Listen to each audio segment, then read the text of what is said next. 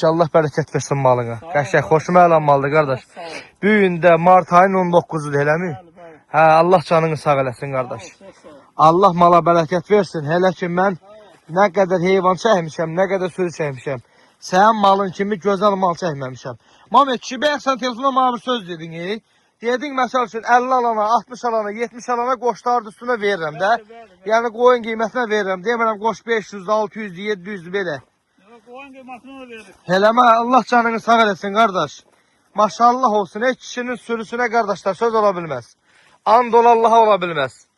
Kişinin bal sürüsü var, bal. Mamet kişi bunu hamısı da deyir qızıl yerli. Mamet qoşu gec qoş heyvanın içine.